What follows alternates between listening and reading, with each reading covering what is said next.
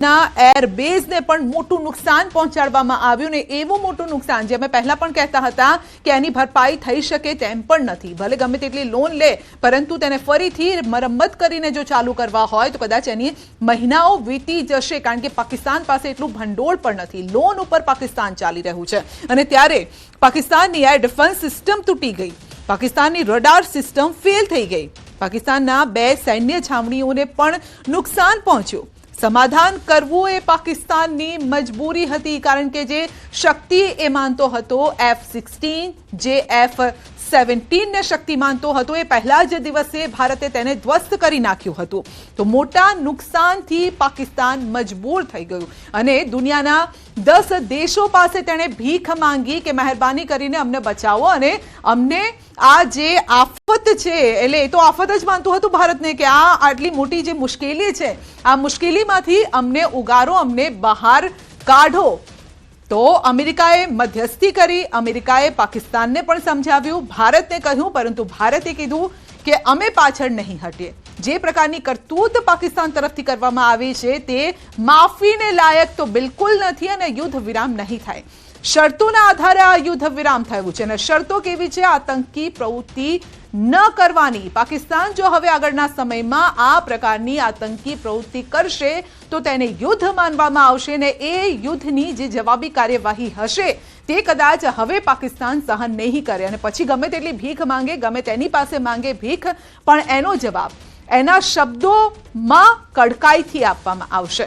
આજે સાંજે 5 વાગ્યાથી આ યુદ્ધ વિરામનો સમય શરૂ થઈ ગયો છે.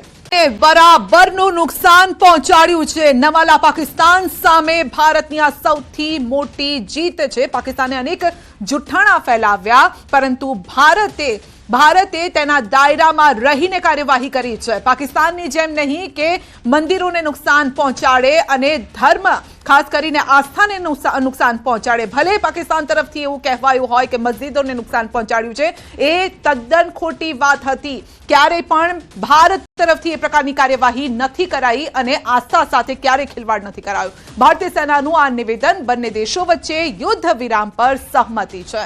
પાકિસ્તાને અનેક જુઠ્ઠાણા ફેલાવ્યા છે, પાકિસ્તાને અનેક ખોટા દાવા કર્યા છે. પાકિસ્તાનની રક્ષા પ્રણાલીને મોટું નુકસાન. ભારતીય સેના સંપ્રભુતાની રક્ષા કરવા માટે સજ્જ છે. ભારતીય સેના તૈયાર છે, સતર્ક છે. પાકિસ્તાનના અનેક સૈન્ય ઠેકાણા નષ્ટ કરાયા છે. પાકિસ્તાને માત્ર જુઠ્ઠાણા ફેલાવવાનો જ પ્રયાસ કર્યો છે. ભારતીય સેનાએ મસ્જિદોને નુકસાન નથી પહોંચાડ્યું. પાકિસ્તાને અફવા ફેલાવવાનો પણ પ્રયાસ કર્યો. અમારા નિશાને માત્ર આતંકી અડ્ડાઓ જ હતા, એટલે કે ભારતના નિશાને આતંકી અડ્ડાઓ હતા.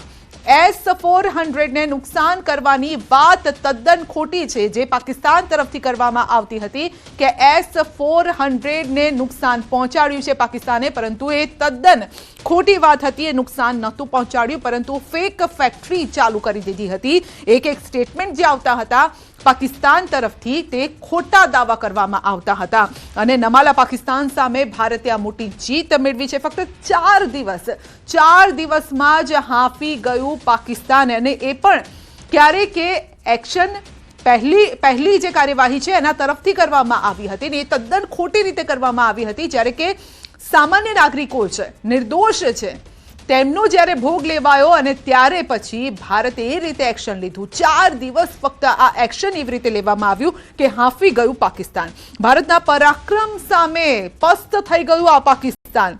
4 દિવસમાં ભારતે પાકિસ્તાનને હંફાવી દીધું અને ભીખ માંગવા લાગ્યું. કોની પાસે? અમેરિકા પાસે ભીખ માંગવા લાગ્યું અને ભારતને પણ કહેવા લાગ્યું કે માફ કરો, મહેરબાની કરો. પરંતુ હવે અહીંયા જ આ જે એક્શન છે તેને રોકવામાં આવે તો વધારે સારું રહેશે. પાકિસ્તાને ફોન કરીને પણ વિનંતી કરી, ફોન કરીને સૈન્ય કાર્યવાહી રોકવા માટે વિનંતી કરી કે જે પ્રકારે ત્યાંથી કાર્યવાહી થઈ રહી છે, એક્શન આવી રહ્યું છે, તેનું જડબાતોડ જે રિએક્શન આપવામાં આવી રહ્યું છે, મહેરબાની કરીને તેને રોકવામાં આવે. પાકિસ્તાનના DGMOએ પણ ફોન કર્યો હતો. પાકિસ્તાનના 500થી વધુ ડ્રોન જે ઉડ્યા હતા તેને ધ્વસ્ત કરવામાં આવ્યા હતા.